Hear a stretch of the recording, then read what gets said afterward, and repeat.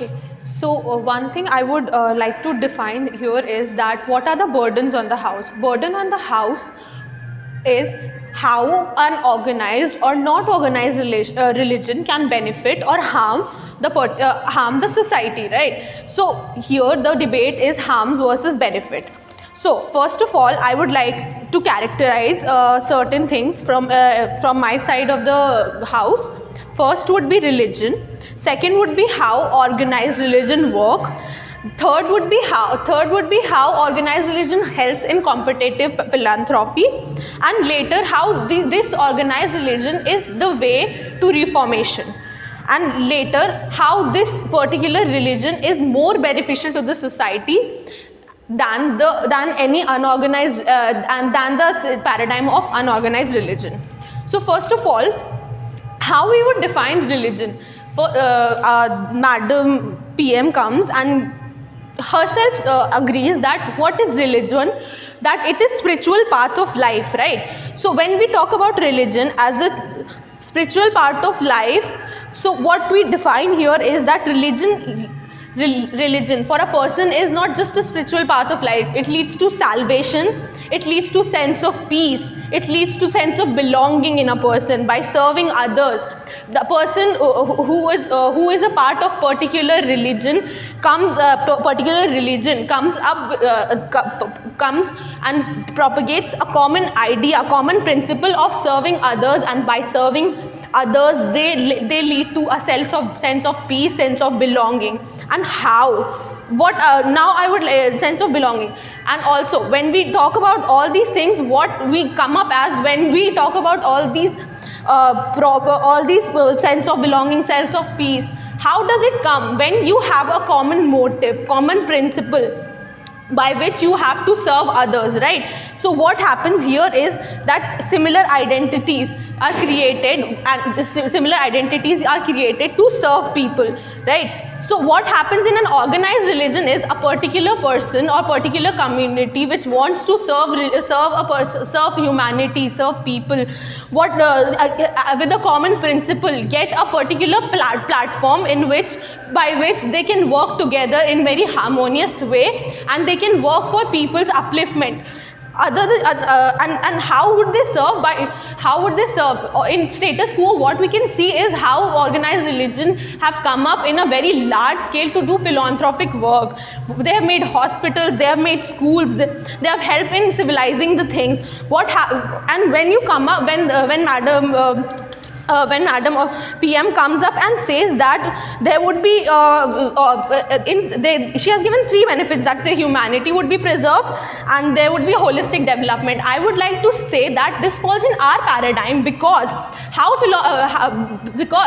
first thing, when she comes up and says that a particular religion, organized religion, won't work for other religions, that is mere assumption on her side. Because when a particular religion comes up and do philanthropic work like building schools, building hospitals, building several other things, they do not come up and say that it is for a particular religion, right? It is for a particular being.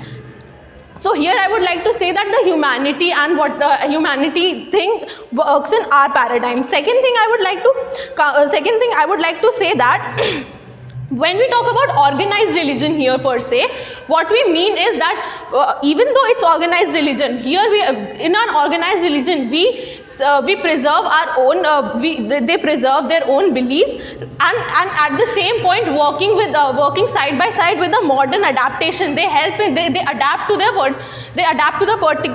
certain paradigms, they adapt to the certain paradigms, certain modern values also. And since it's an organized religion which works for people, which works for a large number of people, the particular cause, the particular modern civilization or modern reformation works in a very efficient manner, right? Now I would like to come up with the rebuttals here. What are the second, and then I'll continue with the constructives. All right. So first thing, they come up and say that an organized religion is a rigid structure and standardization happens. All right. So they have distorted the whole idea of organized religion here, because once you say that they have a rigid structure, there is a standardization. Here it means that certain values are there, right? certain values are, and if you do not find them relatable, you can walk into another set of organized religion, or form another sect of organized religion. But in their paradigm, what happens is the scatterization of religion, scatterization and ununiformity is created, right? Second thing is they talk about politicization of religion and how certain political parties work for certain religions. And if I tell, so now what I am going to tell you is draw a status quo or the particular paradigm what they are talking about. So once a political party, since there is organized religion, since there are certain religions which are working for a certain certain religions which are identified by the politicians, which politicians know are prevailing. That is why what happens here is competitive sense of helping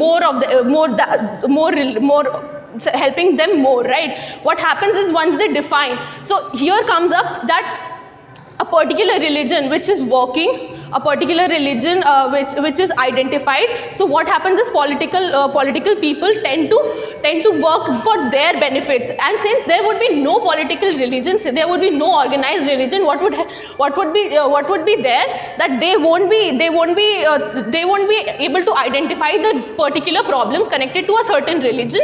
And thus what will happen, that even though politicization there's a competitive sense that we will do better for every religion, right?